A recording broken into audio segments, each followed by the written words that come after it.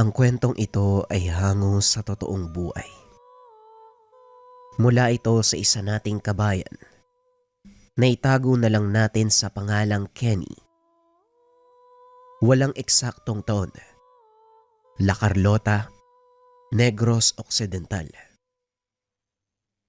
Ibang klase talaga yung swerte mo sa sabong, Kenny. Panglimang panalo na natin to ah. Ano, tutuloy pa ba tayo? Oo naman, Tatang Felipe. Sayang yung pera na pinapadala ni Papa para pangtaya, no? Isa pa, nananalo naman tayo, hindi ba? Kung sabagay, tama ka nga, Kenny. Pero siguro hinay-hinay lang ah. Baka may makatunog. Hagisan tayo ng pusa sa gitna ng ruweda. Naniniwala ka doon. Ako kasi, binabasa ko ang galaw ng mga manok na natatayaan. At isa pa, alaga natin ang mga nakasalang. Wala ka bang tiwala sa mga manok mo, Manong? Ikaw ang nagpalaki at nagkondisyon ng mga yan, ah. Hindi naman sa ganun, Eho. Pero syempre, minsan nauubos din ang swerte ng isang tao. Kailangan din nating maging maingat. Sinasabi ko sa'yo, Manong. Hindi ako nakabatay sa swerte. Tamang kalkulasyon at tiyempo lang. Yan ang nagpapapanalo sa atin. Halika na, magsisimula na yata ang susunod na soldata. Puntahan natin si Tito Nilo. Nasa kalagitnaan ng malaking pasabong sina Kenny at Mang Felipe. Nagmamay-ari ang binata ng malaking manukan na nag-aalaga ng mga manok na panabong. Simula bata ito, si Mang Felipe na ang taga-kondisyon ng kanilang mga alagang manok. Hanggang si Kenny na ang humalili sa ama. Kapwa dayuhan ang mga magulang mula sa bansang Hawaii. Nakabili ng ari-arian sa bansa. Dahil mahilig sa manok na panabong, ginastosan ng ama ni Kenny ang pagpapagawa ng malaking game farm at nag-alaga ng maygit kumulang 1,000 mga manok. Hindi pa kasama ang mga inahin, sisiw at mga sumaylayhaw o binatat dumalang mga manok. Nangungulekta ng lahi ng manok ang ama ni Kenny mula sa iba't ibang bahagi ng bansa. Hindi nito alam na may nabili siyang espesyal na uri. Inalagaan nito ni Mang Felipe ang pinakaunang tauhan sa manukan. Wala ring alam ang binata sa kung anong lahi nito. Ngunit simula nang matuto itong lumaban, sunod-sunod na swerte ang dinala ng manok sa kanila. Kalaunan ay tumanda na ito. Hindi na maaaring ilaban. Kaya ginawa itong palaian ni Mang Felipe. Minsan lang ding dumalaw sa bansa ang ama ni Kenny, kaya siya na ang namamahala dito kasama ang 10 pang mga tauhan. Nang matapos mag-aral si Kenny ng kolehiyo, inatasan ito ng ama na mamalagi sa bansa upang asikasuin ang kanilang manukan. Hindi naman tumanggi ang binata dahil gusto din itong magpunta sa bansa. Kalaunan nagustuhan ng pamumuhay dito na humaling sa sabong. Sa kasalukuyan, katuwang ng binata si Mang Felipe sa pag-aalaga ng mga manok at pagbebenta sa mga piling parokyano. Ngunit ang pinagtuunan ng pansin ni Kenny, ang pagsasabong. Mukhang magkakaroon na naman ng malaking pasabong ang syudad. Ano, sasali ka na naman ba? Aba, syempre naman. Kailan ba ako umayaw sa mga ganyan? Kahit nga maliit na tupada, pinapatulak ko eh. Kailan daw ang laban? Ang dinig ko 2 buwan mula ngayon. Kung sakaling gusto mong sumali, may sapat na panahon para maganda tayo. Oo nga pala. Pwede bang ilaban ang mga lahing galing sa may kambal ako ko? Ha, yung may sukbet? Oo naman. Bakit? Gusto mo na ba silang subukan? Napaisip si Kenny. Nagdadalawang isip na ilaban ang mga bagong alaga dahil ni minsan ay hindi pa niya ito nasubukang ilaban. Bukas gusto ko subukan ang mga yon. Tignan natin kung kasing galing sila ng tatay nila. Tama ka nga ano. Hindi natin sila nasusubukang ilaban. O sige, titignan natin bukas. Nagulat ang dalawa nang biglang magsalita ang matandang kaibigan ni Mang Felipe. Huwag na kayong mag-aksaya ng panahon. Hindi pa oras para ilaban ng mga yan. Pumili na muna kayo ng mas siguradong lahi. Nagsipagtinginan ang mga ito sa matanda. Nagtaka kung paano itong nakapasok. Anak ng Rigor, paano ka ba nakapasok dito? Sinarado ko yung pintuan ah. Kilala mo ko, Felipe. Marami akong pamamaraan para makalusot. At isa pa, may mahalaga kong sadya. Nagbabala kayong sumali sa pasabong, hindi ba? O Rigor, alam mo naman ang amo ko, hindi magpapahuli. Bakit? Anong meron? Kung sasali kayo sa pasabong sa bayan, ang pinakamahigpit niyong makakalaban ay si Rosendo. Kagaya mo, Kenny, may taglay ding bertudang kanyang mga alaga. Kambal kaliskis sa magkabilang paa at barena sa pakpak. Alam mo naman na hindi ako naniniwala sa bagay yan. Pero tatandaan ko pa rin ang sinabi niyo, Manong. Paano niyo nalamang sasali si Don Rosendo? Narinig ko lang din sa isa sa mga tauhan niya. Pinaghahandaan nila kayo. Kaya mas makakabuting pag-aralan niyo ang stratehiya ni Rosendo. Alam ko ang pwedeng gawin para makontra ang bertud ng kanilang mga alaga. Mas mabuti kang nasa tabi ka namin, Mang Rigor. Huwag kang mag-alala. Si Papa ang bahala sa'yo. Walang problema. Bukas ng umaga, imbis na magsayang kayo ng oras sa pagsubok ng mga manok, ituturo ko sa inyo ang mga posibleng pangontra sa bertud ng kalaban. Lalo ka na, Kenny. Ikaw ang madalas nagbibitiw ng manok sa itaas, kaya ikaw ang kailangang tutukan. Ano po ba ang ituturo nyo sa akin? Bukas mo malalaman. Sa ngayon, baka may naitabi kang alak diyan. Kanina pa ako nauuhaw. Sa isip ni Kenny, pagkakataon na para makausap ang matanda. Kahit papano, gustong malaman ang tungkol sa mga pamahiing sinasabi ni Mang Rigor. Habang palalim ang gabi, unti-unting tumataas ang tama ng matanda. Sa tuwing mangyayari ito, nagsasalita si Mang Rigor ng kung ano-ano, maging ang tungkol sa pagiging albularyo. Alam mo ba na ang lahat ng nalalaman ko, ibinubulong sa akin ng mga kaibigan kong engkanto? Engkanto? Hindi ho ba ang sabi nila wala namang ganon? Yan ang sinasabi ng mga taong walang alam tungkol sa mundo ng lihim na karanungan. Maaring nakita mo na ang lahat ng nasa pisikal na aspeto ng ating daigdig. Ngunit karamihan sa atin, hindi pa nakikita ang espiritual na mundo, kung saan gumagalaw ang mga elementong gaya ng mga engkanto at iba pang tinatawag natin na kathang-isip na mga nilalang. Ibig mong sabihin, dito mismo sa mundong ginagalawan natin, matatagpuan ang tirahan ng mga engkanto? Tama ka. Hindi lang ito nakikita ng pisikal nating mga mata, ngunit nandyan lang sila. Isa sa mga patunay nito, ang bertud na taglay ng mga alaga mong may sukbit. Alam mo, Manong, hindi talaga ako masyadong naniniwala sa mga ganyan. Lalo na sa swerte.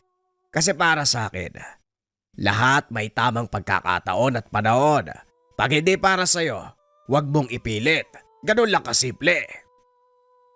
May punto ka naman. Pero hindi tungkol sa swerte ang sinasabi ko. Kung hindi ka tiyakan ng tagumpay sa mga bagay na gusto mong gawin, ito ang nangyayari sa'yo, Kenny. Hindi mo palang napapansin. Ngunit nabiyayaan ka ng isang uri ng bertud na humahatak na tinatawag nating swerte. Bertud? Parang anting-anting? Parang gano'n na nga.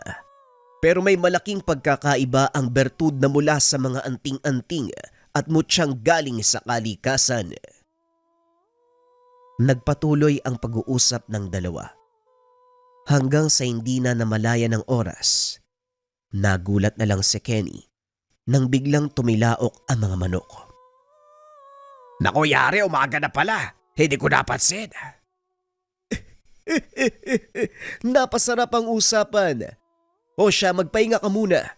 Mamayang hapon babalik ako at saka ko ituturo ang mga paraan kung paano mong maiiwasan o makukontra ang basag swerte ni Rosendo. Sige ho, Manong. Medyo nahihilo na nga ako. Bigla namang lumabas ng tahanan si Mang Felipe. Oh, mukhang inumaga yata kayong dalawa. Ano na pag-usapan nyo ng matandang yon? Tungkol lang ho sa mga engkanto, mutya, anting-anting. Ganun pa rin yung palagi niyang sinasabi sa atin tuwing nalalasig. Hindi man ako gaanong naniniwala, pero nakakaliw pakinggan si Mang Rigor. Matanong nga kita, Manong, saan mo ba nakilala yan? Magkababata kami ni Rigor. Anak siya ng isang kilalang Serojano dito sa baryo. At nang mamatay ang mga magulang niya, siya ang sumalo na mga gawain ito. Hanggang sa unti-unting nakilala si Rigor. Maraming nagsasabong, sugarol ang lumalapit sa kanya para humiling ng pampaswerte. Marami nang natulungan ng taong yon, pero hindi man lang siya nililingon. Ang totoo, dito lang nagkaroon ng saysayang kanyang kakayahan. Grabe naman to magsalita si Manong. Nasabi mo na din marami namang natulungan si Mang Rigor. Oo nga, pero kung talagang gugustuhin ng matandang yon na yumaman, marami na yung pera sa ngayon. Maraming mayamang negosyante sugarolan nag-aalok sa kanya ng malaking halaga para lang manalo sa sugal o swertein sa buhay. Pero hindi tinatanggap ni Rigor ang binibigay. Mas gusto niyang mamuhay ng simple. Pag-uusap ng dalawa. Kung titignan ang panglabas na anyo ni Mang Rigor, aakalain mo na isa itong taong grasa. Hindi na malaman ang totoong kulay ng suot na damit. Nangingitim na dahil sa alikabok. Nakalugay din ang mahabang buhok na halos kulay puti na. Ngunit kung makikilala mo ng malapitan si Mang Rigor, maririnig na magsalita. Malalaman mo na marami siyang kaalaman.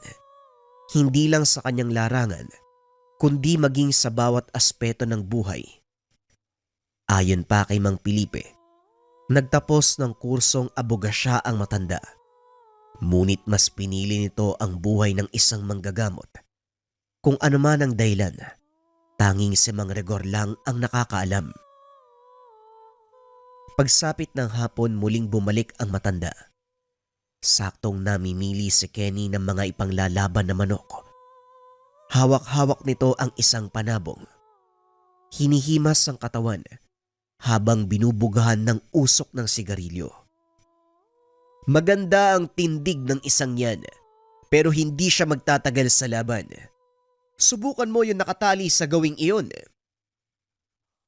Napalingon si Kenny nang marinig ang boses ng matanda. Nandito ka na pala, Manong. Kumusta ho? Ayos naman. Nasaan si Felipe? Naroon no sa kabilang kubo, nagpapakain ng mga sisiw. Tara, Manong, magkape ka muna. Kakagising ko lang din, medyo masakit pa ang ulo ko . O sige, magkape muna tayo habang wala si Felipe. Kailangang nandito ang matandang yun dahil may narinig na naman ako mula sa kampo ni Rosendo. O sige ho, Manong, sandali lang at magtitimpla ako ng kape. Maya-maya lang ay dumating na si Mang Felipe. Tinawag ito ni Kenny para maupo. Tapos na ba ang mga gawain niyo? Kailangan nating umalis sa manukan.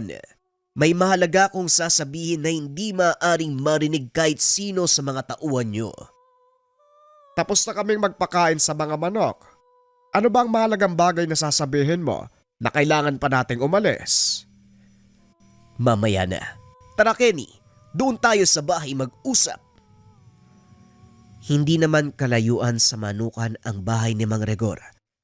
Kaya ilang minuto lang ay nakarating na ang mga ito. Ano ba naman yan, Rigor? Halos hindi mo nililinis ang bakuran mo. Punong-puno na ng mga talahib. Hindi basta talahib ang mga yan. Sila ay nagsisilbing proteksyon ng tahanan ko laban sa masasamang elemento. Tara, doon tayo sa loob. Pagpasok sa loob ng tahanan, nakita ni Kenny ang mga tuyong ugat ng kung anong mga halaman. Humahalimuyak din ang amoy ng insenso at lana. Unang beses na pumunta ng binata sa tahanan ng isang albularyo, kaya naman manghang-mangha ito. Nagikot ang binata sa sala ni Mang Gregor habang tinitignan ang mga nakahilerang garapon. Ang ilan ay may mga pinatuyong karne ng kung anong hayop, samantalang ang ilan puno ng mga ugat ng halamang nakababad sa lana. Ngunit ang mas nakapagpamangha kay Kenny nang makita nito ang isang sisidlan na may tumutubong maliit na puno sa loob. Hawakan na sana ng binata ang garapon nang bigla siyang awatin ni Mang Gregor. Wag na wag mo silang gagambalain. Nagpapahinga ang mga nilalang na nakatira sa puno. Nakakagulat naman kayo, Manong. May nakatira sa malita punong yan. Ano yon, kulisap? Hindi sila makulisap kung hindi maliliit na diwata na kung tawagin ay lambana. Pero hindi lang yan ang dahilan kung bakit tayo nandito. Kung ganon sabihin mo, Rigor, ano ba ang mahalagang bagay na nalaman mo? Huwag kayong sasali sa pasabong. Hindi mananalo ni isa man sa mga manok nyo. Kenny, mas makakabuti kung tataya ka lang. Walang mawawala kung hindi ka sasali sa taong ito. Marami pang pagkakataon.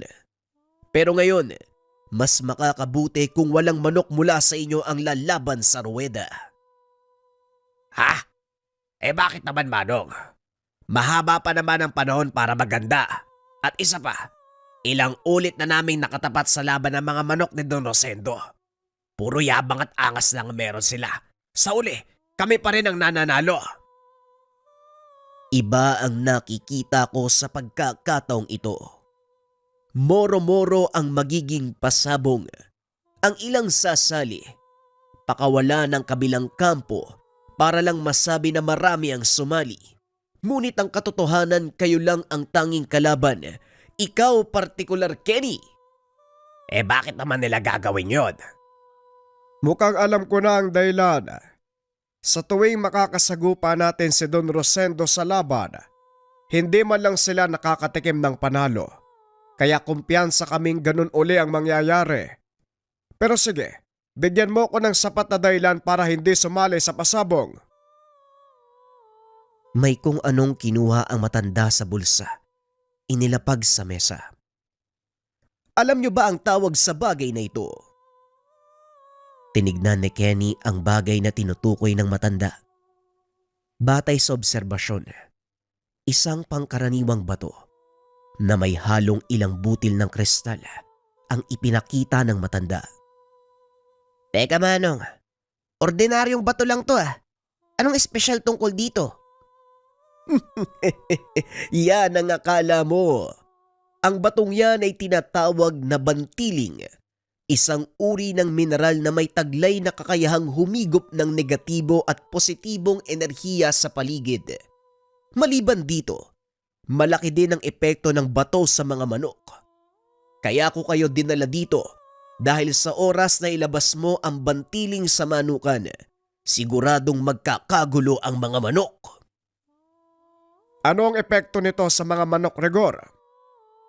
Ikinikiskis ito ng mga sabungero sa tari ng kanilang mga alaga at sa oras na gamitin ang taring iyon, nagkakaroon ito ng kakaibang epekto sa kalaban.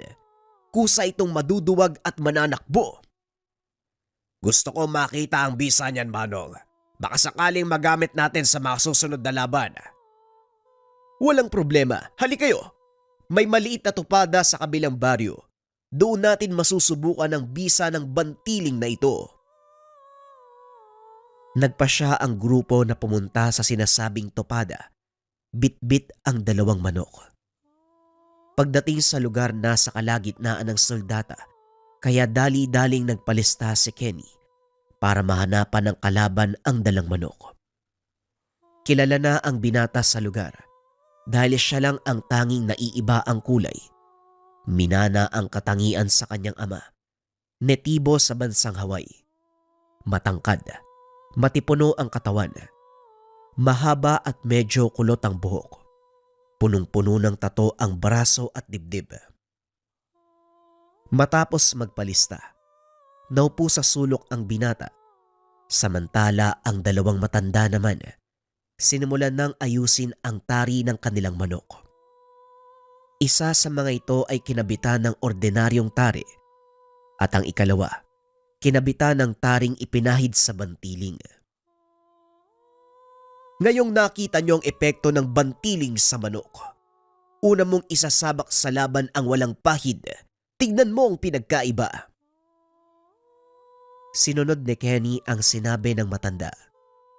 Nagulat ang binata dahil natalo ang manok na iyon sa kauna-unahang pagkakataon. Nakaranas ng pagkatalo ang binata. Paano nangyari yon, Manong? Kondisyon ng katawan ng mga manok na pinili ko. Tanong ni Kenny. Lingid sa kalaman nito, pinalitan ni Mang Felipe ang manok na ipanglalaban. Pinili nito ang pinakamahinang klase sa kanilang mga alaga. Ngunit nang sumapit ang ikalawang soldata, isinabak ni Kenny ang huling manok.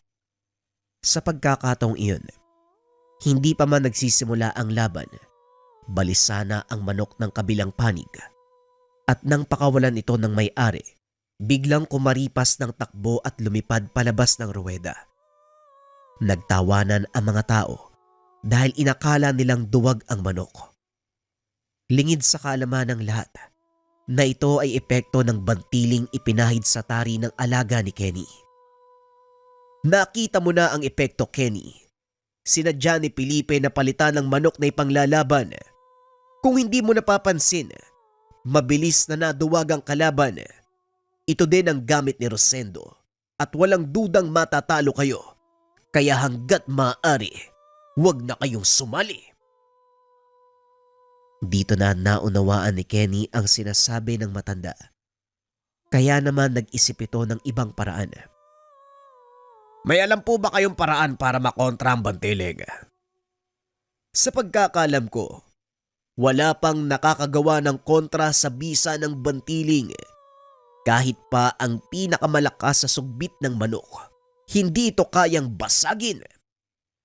Kung ganon, ilalampaso lang pala tayo ni Don Rosendo. Sige, hindi tayo magpapasok na manok. Sa halip makikisakay tayo sa pusta niya. Sayang naman kung papalampasin natin ang malaking pasabong. Yon ang mas mainam na gawin. Tignan natin ang magiging reaksyon ni Rosendo. Lumipas ang ilang araw. Wala namang nangyaring kakaiba hanggang sa sumapit na ang araw ng pasabong. Masayang nagpunta si Kenny sa sabungan. Ngunit sa pagkakataong iyon hindi sumama si Mang Rigor. Hindi nito pwedeng ipasok ang tangan sa lugar na pinagdadausan ng sugal. Isa ito sa mga panata ng matanda dahil naniniwala siya na mawawalan ng bisa ang mga gamit sa oras na sirain nito ang panata. Sigurado ko bang hindi ka sasama, Manong? Masaya mangyayaring pustahan ngayon. Hindi na, Kenny. Bawal kong ipasok ang mga gamit ko. Mag-aantay lang ako dito sa labas. Mag-iingat kayo sa loob. O sige, Manong, ikaw ang bahala ha. Hindi na rin kami magtatagal. Mababagot lang ako sa mangyayari lalo pat wala naman tayong manok na kasali. Pag-uusap ng dalawa. Pagpasok ni Kenny sa sabungan, kagad nitong natanaw si Don Rosendo. Nakaupo ito sa bandang itaas. Habang nakikipagtawanan sa mga kasama, napatitig ito sa kanya at kumaway. Napakasarkastiko talagang tao nitong si Don Rosendo. Ang lakas ng loob na kumaway. Akala mo naman magkasundo kami. Tignan nga natin mamaya kung kakaway ka pa. Wika ng binata sa sarili. Naupo ito sa bandang harapan. Nakaugalian ni Kenny na pumwesto malapit sa ruweda para mapag-aralan ang galaw ng mga manok. Ilang sandali pa nagsimula na ang unang soldata manok ni Don Rosendo ang lalaban. Gaya ng plano, nakisakay sa pusta ang binata at sa unang soldata pa lang, nanalo sila. Sunod-sunod na panalo ang natamo ni Kenny kasabay ng pagiging kampyon ni Don Rosendo sa sariling palabas. Akmang paalis na ang mga ito matapos kubrahin ang panalo. Nakasalubong ng binata si Don Rosendo. Mukhang malaki ang panalo mo. Bakit nga pala hindi kayo sumali? Tanong ni Don Rosendo. Hindi na sana makikipag-usap si Kenny, ngunit naisip nito na asarin ang matanda. Alam ko naman na kung sinong mananalo. Kaya naisip ko na wag na lang sumali. Kasi baka mapahiya ka sa sarili mong pasabong. Anong sinasabi mo? Hindi ako ang promotor ng pasabong na ito. Sumali lang din ako, iho. Sayang nga at hindi tayo nagkaharap.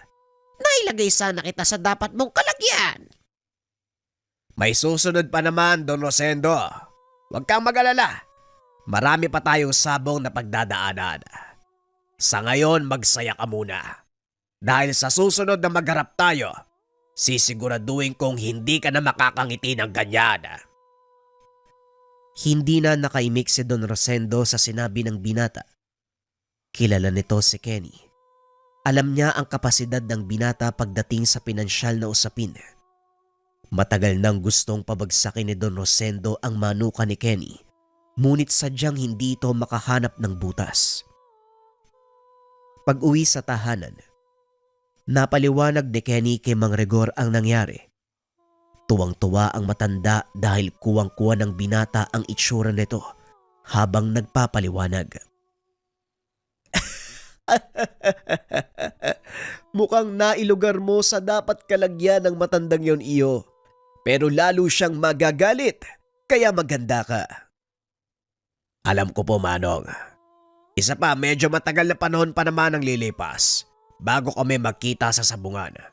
Siguro naman sapat na ang oras na yon para pagandaan ang anumang gagawin niya. Tamang-tama, uuwi ang tatay mo sa susunod na linggo. Wala naman tayong gaanong gagawin. Nakapagbakuna na. Bakit hindi mo ko tulungan maglinis sa mga kulungan? Medyo mataas na din ang damo lalo pa dun sa gawing dulo. Mukhang ang kailangan ko ng ersisyo. Tumataba na ako . Maging si Mang Rigor, nakitulong na din sa paglilinis ng manukan. Mag-isang nagtatabas ng damo ang binata sa gawing dulo ng manukan. Nang mapansin nito ang mga alagang manok na nagmula sa lahing may sukbit. Nagpa siyang magpahinga sandali dahil malalim ang bahaging kinalalagyan ng kulungan, kaya doon napagpasya ng binata na magpahinga. Napansin ni Kenny na halos pare-pareho ang kulay ng balahibo ng mga ito, maging ang hugis ng katawan. Isa-isang tinignan ng binata ang mga manok at namangha ito. Napansin naman ni Mang Felipe ang ginagawa ng binata, kaya kagad siyang nilapitan. Siguro naman napansin mo ng kakaiba ang lahing yan. Kaya ko sila hiniwalay. Siguradong magiging mainit sila sa mata ng mga parokyano natin. Sa oras na makita ang mga manok na yan, siguradong magpapataasan sila ng presyo para lang makuha yan. Hindi po ba mas makakabuti yon para sa atin? Hindi, Kenny. Ayaw ng tatay mo na ipagbili ang mga lahi na mula kay Sukbit. Isa yan sa mga koleksyon niya. Kaya hanggat maaari, huwag silang ililipat ng pwesto. Ilang buwan na lang at nahantong na sila sa tamang edad para ilaban. Sa oras na makita ni Papa yan, siguradong susubukan yan. Titignan kung kaparehong lumaban kagaya sa ama nila. Oo nga pala, hindi ko na nakikita ang may Sukbit. Samahan mo ko. Tignan natin ang kondisyon niya. Matanda na ang manok na yun kaya ayaw ng tatay mo na ilaban. Ay nako, pinakamamahal ni tatay ang mga manok na yan. Kaya ganon. Pero medyo nauuwaw na din ako . Pinuntahan ng dalawa ang kulungan kung nasaan ang manok nila na may sukbit. Pinangalanan pa ito ng tatay ng binata bilang Sipil, na ang ibig sabihin, sobrang daliri. Isa ito sa pinakaunang manok na nabili niya sa bansa. Kung titignan, wala namang kakaiba sa manok na ito. Mula sa kulay, tindig, maging sa kilos. Ngunit kung tititigan ng paa, mapapansing 5 ang mga daliri nito sa magkabilang paa. At ang pinakagitna, may mahabang itim na kuko na siyang tinatawag nilang sukbit. Sa hindi nakakalam, ang uri ng bertud na ito ay nagbibigay ng swerte, hindi lamang sa sabong, kung hindi sa pang-araw-araw na buhay ng nagmamay-ari ng manok. Pinatotohanan nito ng ama ni Kenny dahil simula nang mapa sa kanya si Sipil, sunod-sunod na swerte ang naranasan ng mga ito, hanggang sa nakabili sila ng lupa sa iba pang panig ng probinsya. Kakaibang swerte ang binibigay ni Sipil sa iyong ama at ito ang pinangangalagaan niyang sekreto. Kaya hanggat maaari, ingatan mo din ito. Naipaliwanag din sa akin ni tatay yan noon pero hindi ko lubos na naiintindihan. Inakala ko dati na talagang mapera lang kami. Pero sinabi sa akin ni mama na ang trabaho ni papa noon bilang pulisaway, imposibleng magkaroon kami ng ganitong lawak na lupain. Saan nga ba nanggaling si Sipil? Sabi ko na nga ba hindi pa sinasabi ng tatay mo ang totoong pinagmula ni Sipil. Pwes doon tayo sa kubo nang mapaliwanag ko sa iyo ang totoong pinanggalingan ni Sipil. Pagdating sa kubo, pinaliwanag ng matanda kung paanong napunta sa kanya ang mga alagang manok. Aatras tayo ng 25 taon. Nagkaroon ng pagkakataong makapunta si Omer sa Pilipinas para dumalo sa isang pagsasanay. Tumagal ng 2 taon ang Ginoo at sa loob ng panahong iyon, nagustuhan nito ang bansa. Nagpa siyang bumili ng sariling lupain na balang araw ay papatayuan ng sariling bahay. Nakarating ito sa probinsya ng Negros. Nakilala si Mang Felipe. Naglalakad si Omer sa kalsada habang naghahanap ng pwedeng makausap tungkol sa pagbili ng lupa. Nang malaman nito ng mga tao marami ang lumapit, ngunit naramdaman ni Mang Rigor na lolokohin lang siya ng mga ito dahil walang alam ang dayuhang Ginoo sa paligid. Naupo ito sa harapan ng tindahan habang umiinom ng soft drinks nang mapansin siya ng 2 magkaibigan. Tignan mo, yan yata yung sinasabi nilang dayuhan na naghahanap ng mabibiling lupa. Halika, kausapin natin. Ay sandali lang, sigurado ka ba? Wala ka namang alam na nagbebenta ng lupa dito Yan ang akala mo.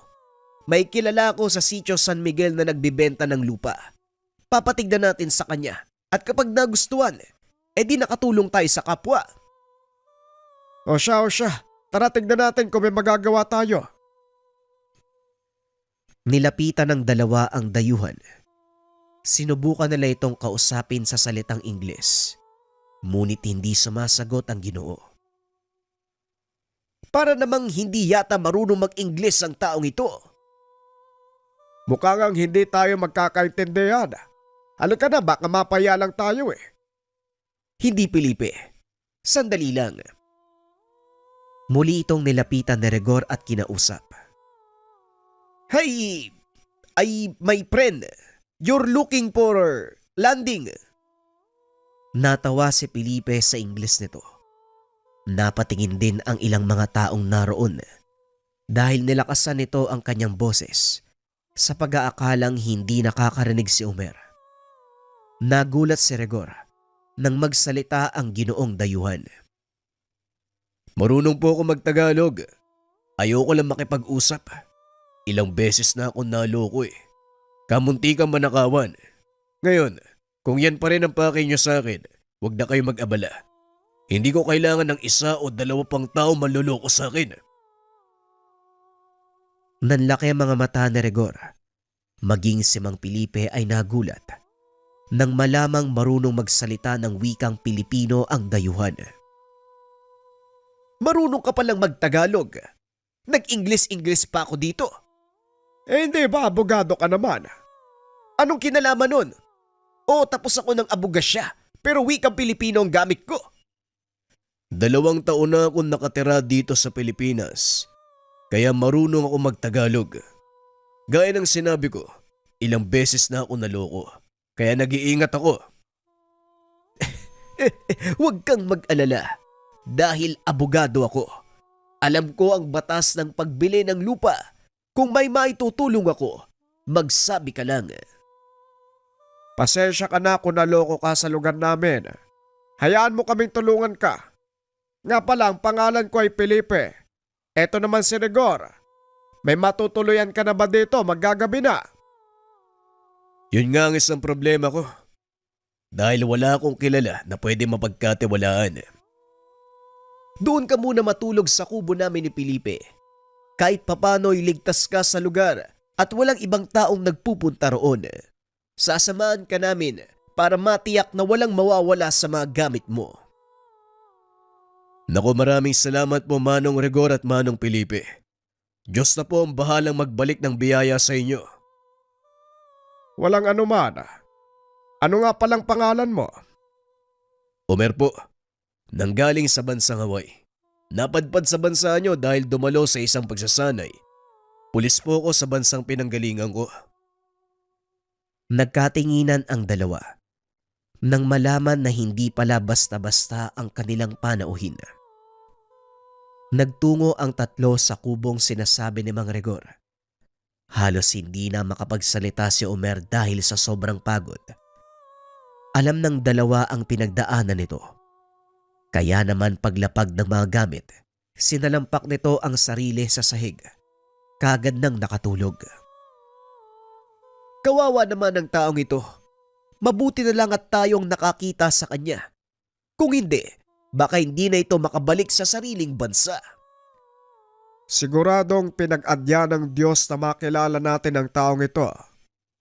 Alam mo, Rigor, nararamdaman kong magbabago ang buhay ng taong to. Hindi ba albularyo ka? Bakit hindi mo subukang silipin ang kapalaran niya? Timang na ang ulo mo. Oo, albularyo ako. Pero hindi ko pwedeng pangunahan ng tadhana. Hayaan mong ito mismo ang magpakita sa kanya kung ano ang magiging kapalaran. O siya, sige na. Magpahinga na tayo. Maaga pa natin yan sasamahan sa lupang sinasabi mo. Pag-uusap ng dalawang nakakatanda. Matapos ay nagpahinga na rin ang mga ito. Kinabukasan maagang nagising si Omer. Nanlaki mga mata nang makita ang magandang taniman ng lugar. Saka pa lang nito nalaman na nasa tuktok ng burol ang kubong tinutuluyan. Kitang-kita ang kagandahan ng kapatagan na tinatamaan ng sinag ng papasikat na araw. Naalala nito ang bansang pinagmulan. Habang pinagmamasdan ang kagandahan ng paligid, nilapitan nito ni Mang Rigor. Sa gawing iyon ng kabundukan ang sinasabi ko sa iyo. Medyo malawak at gaya ng lugar na ito. Nasa tuktok din ng burol. Siguradong magugustuhan mo ang lugar. Mukha nga magugustuhan ko ang lugar na ito. Sana lang magkasundo kami ng may-ari ng lupa. Siguradong magkakasundo kayo. Matagal na siyang naghahanap ng mag-aalaga ng lupain. Sandali lang. Antayin muna natin si Felipe. Bumili lang sandali ng agahan. Matapos kumain, naglakad ang mga ito papunta sa kabilang burol. Naabutan nila ang isang matanda na nakaupo sa atangan ng lumang kubo. Sa tabi nito, isang nakataling tandang. Lingid sa kalaman ni Omer, na ama ni Mang Rigor ang taong iyon na siya ding nagmamay-ari ng lupa. Anong ginagawa niyo dito, Rigor? Akala ko ba abala ka sa patag? Magandang umaga po, Tay. Sinamahan po namin ang taong ito. Naghahanap siya ng lupa at alam kong ipinagbibili niyo ang lupang ito kaya baka magkasundo kayo. Wika ni Rigor. Tumayo ang matanda at lumapit sa kanila. Ako nga pala si Inaro, ang may-ari ng lupa. Sa nakikita ko, hindi ka taga dito. Hindi po, Tatang. Mula po ako sa ibang bansa. Naparito ako dahil gusto ko sanang bumili ng lupang pagtatayuan ng bahay. Ganun ba? Kung bahay ang ipapatayo mo, hindi kaaya-aya ang lugar na ito. Mainam mag-alaga ng mga hayop. Pero kung titirahan nyo, mukhang mahirap. Malayo eh. Hindi ko naman po kailangan ng malapit sa lahat. Mas gusto ko po yung tahimik na buhay. Sa palagay ko, tamang-tama ang lugar na to. Tinignan ni Tatang Enaro si Regor. Tinawag ito upang makipag-usap sa isang sulok. Tumatango lang si Regor habang nagsasalita ang matanda. Matapos ang ilang minuto, bumalik na ang mga ito sa kinaroroonan ni Omer. Papayag daw si tatay na ikaw ang bumili ng lupa pero sa isang kondisyon. Talaga? Ano daw yung kondisyon? Ang tandang na yon, yung nakatali sa atangan ng kubo, na minsan hindi pa narinig na tumilaok. Ang kondisyon ko, iiwanan ko sa pangangalaga mo ang manok na ito sa loob ng 2 linggo. Kapag nagawa mo siyang mapatilaok, ibibigay ko ng libre ang lupa kasama ang titulo. Pero kung hindi, pasensyahan tayo. Kahit bayaran mo ko ng doble, hindi ko ipagbibili ang lupa. Nanlaki ang mga mata ni Omer sa sinabi ng matanda. Tinignan nito ang tandang. Wala namang nakitang problema si Omer.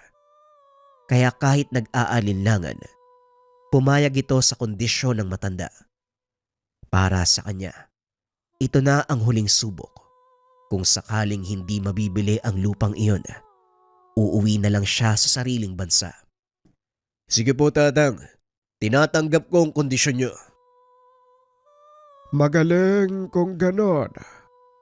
Heto, maaari mong gamitin ang kubo at habang nananatili ka sa lugar, pakilinis na din ang paligid.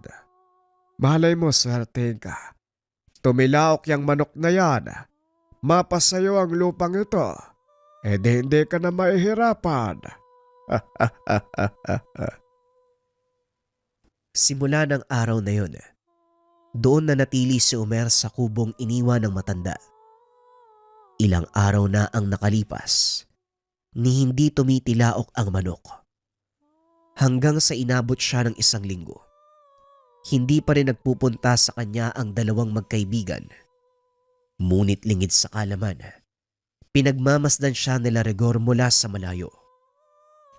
Mukhang marunong mag-asikaso ng lupa ang isang ito. Ano sa palagay mo? Papasa kaya siya kay tatay? Kung pagbabatayan ng kasipagan at kaalaman sa pag-aalaga ng lupa, papasa siya. Pero ang tanong, naiintindihan kaya ng taong yan ang gustong iparating ni Tatang Enaro? Siguro naman naiintindihan niya. Lalo pa ang pagtilaok ng tandang. Kailanman, hindi titilaok yan. Pag-uusap ng dalawa habang nakatago sa makapal na talahiban. Pinagmamasdan ng mga ito si Omer habang walang tigil na nagtatrabaho. Nililinis ang buong paligid at kinakausap ang tandang. Pakiusap naman tumilaok ka na. Ilang araw na lang matatapos na yung palugit ko kay Manong Enaro eh. Pakiusap ni Omer sa tandang. Saka pa lang nito napansin na isang inahin ang nakatali sa atangan ng kubo. Sa mga hindi nakakaalam, kagaya ng binabaing tandang, ang mga nilaki, maaaring pagkamalang totoong tandang dahil parehong-pareho ang kulay ng balahibo at tindig. Ngunit sa mga marunong tumingin, malalaman na isa itong binabae sa pamamagitan ng pagliit ng palong at wala itong mahabang lawi sa buntot. Natawa na lang sa sarili si Omer nang mapagtantong naisa na naman siya ng ibang tao. Tumayo ang Ginoo at inayos ang mga kagamitan. Tinanggal ang tali sa paa ng tandang. Akmang aalis na sana sa lugar. Palabas na ito sa bakuran nang bigla siyang harangin ni Mang Enaro. Oh, saan ka pupunta? Hindi pa tapos ang 2 linggong palugit. Pasensya na po. Pero mukhang kailangan ko ng sumuko. Alam nila Rigor ang dahilan kung bakit ko gagawin to.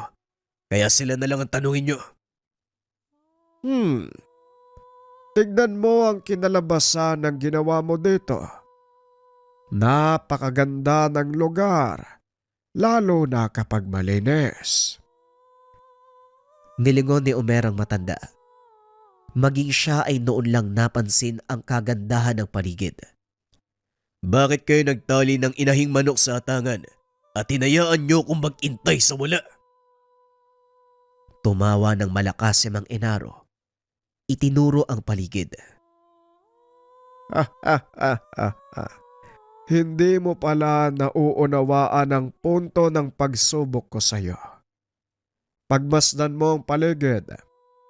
Sa totoo lang, nanghihinayang ako kung sasabihin mong susuko ka na dahil pumasa ka sa totoong pagsubok. Dumukot ng kung ano ang matanda. Inabot kay Omer. Ano ba to? Bakit hindi mo buksan? Binuklat ni Omer ang maliit na sobre. Nakita nitong titulo ng lupa ang inabot sa kanya. Teka, bakit nyo binibigay sa akin ang titulo ng lupa? Hindi mo ba narinig ang sinabi ko? Pumasa ka sa totoong pagsubok. Sa lahat ng taong nagnais na bumili ng lupa ko, ikaw ang nakakita ng totoong kahalagahan ng lugar. Hindi ko po kayo maunawaan. Alin po ba daw ng pagsubok? Yung pagtilawak ng tandang o yung paglilinis ng paligid? Wala sa nabanggit. Ang totoong pagsubok, ang pagiging matyaga. Nakita ko sa iyo ang abilidad na yon. Bagaman kamuntikan ka ng sumuko, pero napatunayan mong karapat-dapat ka dahil nagawa mo ang lahat ng dapat gawin bago ka tuluyang mawala ng pag-asa. Komedyante ka tatang ha? Niloloko mo ako no? Mahahawakan mo ba ang titulo kung niloloko kita? Hampasin kita ng baston eh. Ibigay mo yan kay Rigor at siya na ang bahalang maglipat yan sa pangalan mo nang mapakinabangan naman ang pagiging abogado ng lintik na yon. Matapos makipag-usap, umalis na si Mang Enaro. Lingid sa kalaman ng Ginoo na yun na ang huling pag-uusap nila ng matanda. Ilang araw ang lumipas ay pumanaw na ito. Ngunit sa pagkawala ng isang mabuting tao, nag-iwan ito ng hindi malilimutang alaala. Ilang buwan ang nakalipas. Nangitlog ang inahing manok. Napisa ang mga ito. Saka pa lamang napagtanto ni Omer na magandang uri ng manok na panabong ang pinangangalagaang lahi ng inahin. Inalagaan ni Omer ang mga sisiw hanggang sa magsipaglakihan. Kasabay nito ang sunod-sunod na swerte na dumating sa kanilang buhay hanggang sa nagawa ni Omer na makapagtayo ng isang malawak na manukan sa mismong lupain. Ngunit hindi nagtagal. Kinakailangan nitong bumalik sa Hawaii para sa kanyang trabaho. Ipinagkatiwala ang lupain kay Mang Felipe.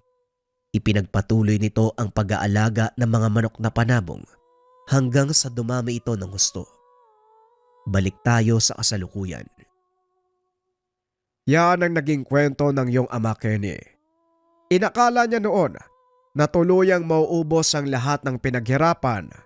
Ngunit dahil sa pagtitiwala at pagsisikap, eto na ngayon, kinilala na kayo bilang isa sa pinakamalaki at pinakamatagumpay na mananabong sa bayan at buong probinsya.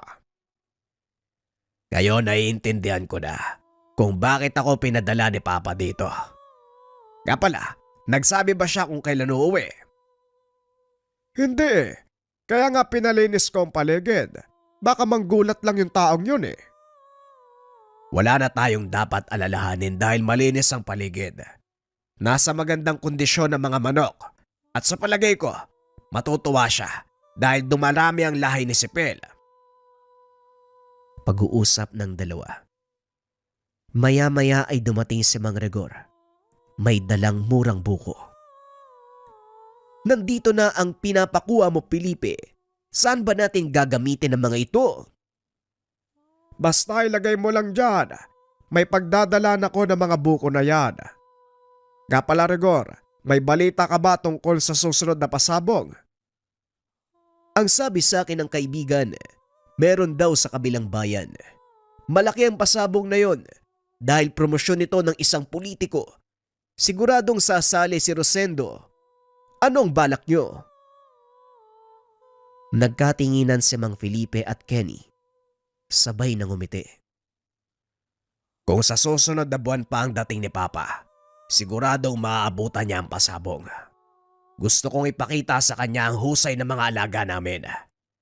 Manong Felipe, simulan na natin ang pagkondisyon sa kanila. Pagsapit ng hapon, namili ng mga ilalabang manok sina Kenny at Mang Felipe. 7 mahuhusay na alaga ang napili ng mga ito. Karamihan ay nagmula sa lahi ni Sipil. Gagana naman kaya ang sukbit ng mga ito? Sa tingin ko manong gagana, lalo pat nandito si Papa. Makalipas ang 2 linggo nagulat sina Kenny. May magarang sasakyan na huminto sa harapan ng manukan. Napatayo ang binata dahil kilala niya ito. Mukhang nandito na ang inaantay natin, Kenny. Bilisan mo. Salubungin mo ang tatay mo. Dali-daling tumakbo si Kenny. Sinalubong ang ama. Oh, mukhang tumataba kaya ta, Kenny. Anong pinagagawa mo dito? Puro kain tulong lang. Si Papa talaga, hindi naman po. Tara sa loob, inaantay na kayo nila Manong Felipe. Tamang-tama ang dating mo. Nagkukondisyon kami ng mga manok na isasali sa sabong doon sa kabilang bayan. Sinong pumili? Ikaw ba? Kami ni Manong Felipe. Tignan nyo na lang. Alam kong hindi nyo nakikita ang mga alaga nyo, kaya siguradong magugulat kayo. Naglakad ang 2 papasok ng manukan. Inikot ni Omer ang tingin sa paligid. Walang pinagbago, maliban sa mga puno ng nyog na nagsilakihan. Nang marating nito ang mga kulungan, hindi na nagaksaya ng panahon ang matanda na puntahan ng mga manok. Nagulat ito dahil sa loob ng ilang taong pagkawala, nanatiling buhay ang alagang si Sipil. Bakit hindi nyo isama sa kinukondisyong manok si Sipil? Matanda na po kasi siya eh. Sa palagay ko hindi nakakayanin ni Sipil ang makipagbakbakan. Kaya ginawa namin siyang palayan. Itinuro ng binata ang mga manok na naging anak ni Sipil. Napangiti si Omer dahil halos kamukha ito ng kanilang ama. Kamukha sila ni Sipil pero hindi nila taglay ang sugbit ng alaga ko. Isama mo sa ilalaban si Sipil. Pero pa, baka matalo lang tayo. Magtiwala ka sa akin, Kenny. Kilala ko ang mga alaga ko. Alam ko ang kapasidad nila. Tama ang iyong ama, Kenny. Hayaan mong isama si Sipil sa mga lalaban. Ay nako, may magagawa pa ba ako? Sinunod ni Kenny ang sinabi ng ama. Kahit gahol na ang oras, nagawa pa rin nilang kumpletuhin ang rutina ng pagkukondisyon hanggang sa sumapit ang araw ng pasabong. Mabuti naman at naisipan mong umuwi dito, Omer. Matagal na panahon tayong hindi nagkita at siguradong hinahanap ng panlasa mo ang tuba, maging ang lambanog ni Mang Simeon. O Manong, tama po kayo. Pero sa susunod na tayo magdiwang, pag nanalo na tayo. May punto ka.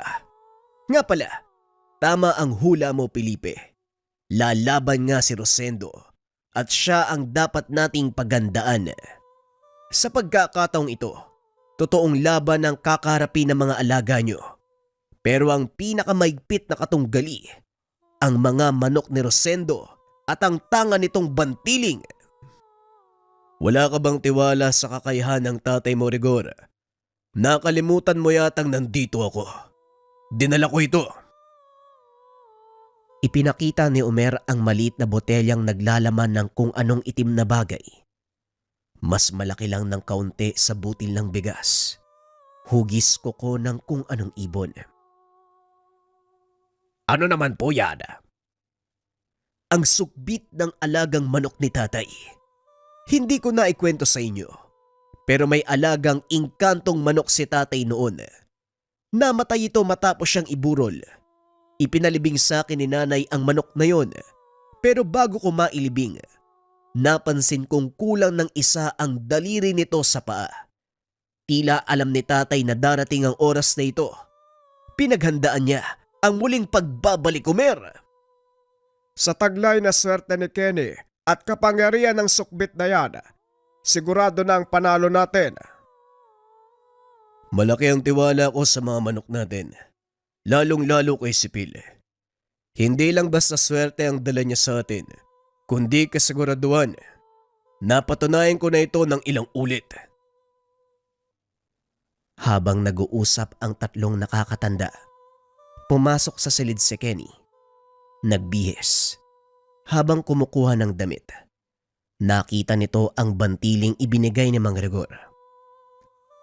Isinilid ito ng binata sa bulsa bilang paghahanda kung sakaling bumaliktad ang sitwasyon. Maya-maya ay lumabas ang binata.